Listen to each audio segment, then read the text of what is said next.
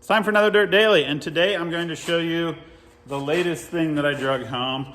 I wasn't sure if I was going to do a daily on this thing because I was kind of saving it for Dirt Every Day, but then I posted some pictures online and I was like, you know what, I think it's such a cool truck and I don't know if we're going to do a dead on it or not, so I thought a Dirt Daily would be a good way to introduce to you the Pumpkin.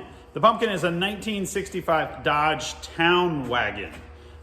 It's basically Dodge's answer to the Chevy Suburban, and this one is a half-ton model and two-wheel drive.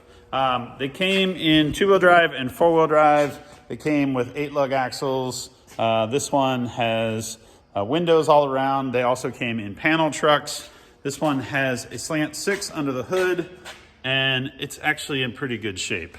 I'm pretty stoked on it. Plus it's orange, and it was just Halloween, so I figured it was perfect. I'm gonna tell you a little story about how I found it. I was in Texas for Ultimate Adventure, and I saw one of these behind a fence at a tow yard. It was green, and I stopped and looked at it and took some pictures with my phone.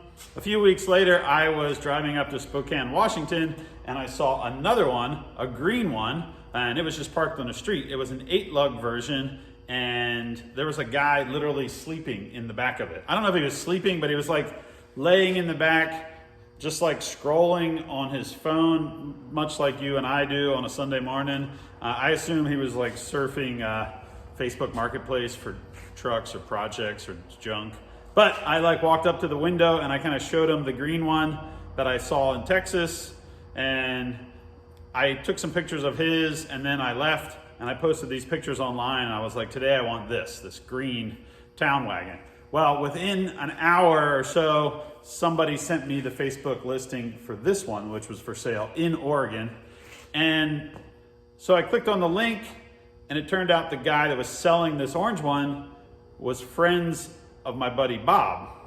And Bob had actually sent me pictures of this probably 6 or 8 months ago and was like, look what Travis just bought.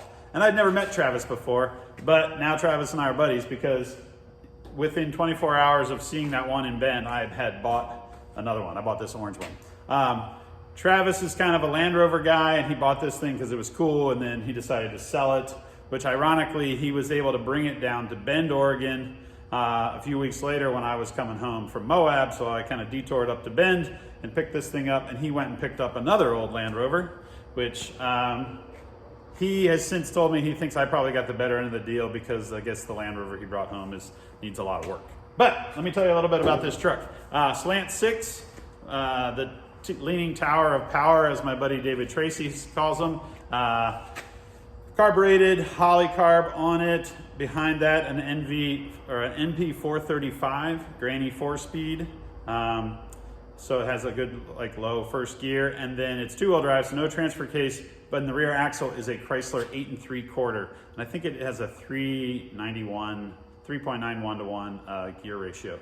16-inch wheels, 5 on 4.5 bolt pattern, I believe, which is kind of odd. You would think it might be bigger, like Jeep style, but 5 on 4.5.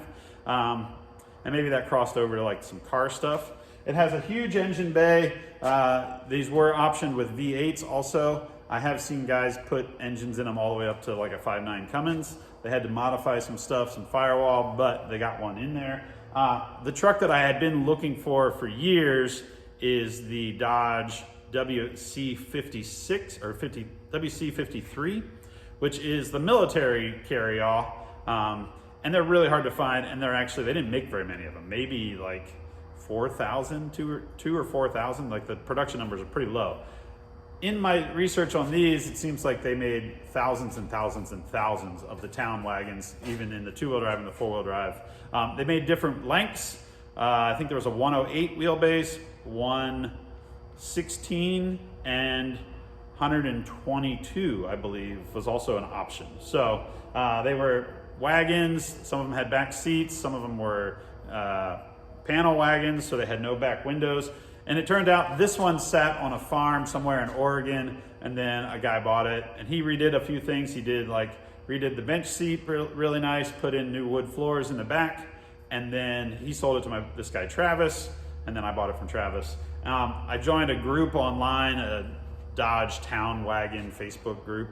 It turns out a guy on there even has the seats out of the back of this because he bought the seats out of the back of it from somebody. I don't know the full history. I don't know if it was like a highway truck because it's got this kind of Omaha orange color, or if it was a logging company or what, but I really dig the color. And for Halloween, I had it parked out front. I kind of took some tape and drew like a jack-o'-lantern face on the back, so I call it the pumpkin. My dad actually had a truck that was orange when I was a kid called the Pumpkin back in Pennsylvania, but that truck kind of got rusty and went away, so I thought it was time for a new pumpkin truck. What are we going to do with it? I don't know. We're talking about using it on a Dirt Everyday episode. I don't know if we're going to do a four-wheel drive conversion, if we're going to just leave it alone and drive it the way it is and tool around in it. It's not perfect, but it's pretty good. There's not a lot of big rust holes in it, and it was up in Oregon where it rains a lot, and so it'll be good to have it down here in California. Hopefully it can dry out. It has all the bumpers. It has like all the window glass is pretty good. The front passenger window or passenger side of the windshield has like some scratches in it, so I have to see if I can polish those out. I'm not going to paint it. Somebody used to have a roof rack in it. There's like some holes in the roof that were filled in. I assume it was roof rack, maybe lights, maybe like accessory lights. It does have like some funny lights, like this one here on the side. It had another one that was kind of hanging off on the driver's side, which is not what most of them have. But I just dig it. I think it's a really fun looking truck. It's big. The guy I bought it from said it runs, drives, stops, none of them very well. And I can agree with that. So far, it kind of sputters and spits getting it in and out of the shop. I really want to mess with it. I really want to like tweak on it and kind of get it running really good, but we might wait to do anything with it until we're actually filming a Dirt Every Day. So there it is. There's a little preview of the pumpkin truck. I dig it. Maybe old school overlanding camping truck. I don't think it's going to be like a 40s and tons rock crawler truck, but it is pretty cool and it's in pretty good shape. And I think it would be great for like tooling around the desert.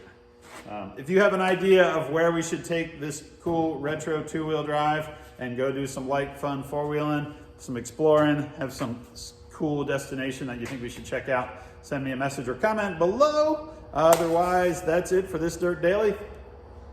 Pumpkin truck. The last thing I needed, but I sure did want it, so I brought it home. All right, we'll see you guys next time.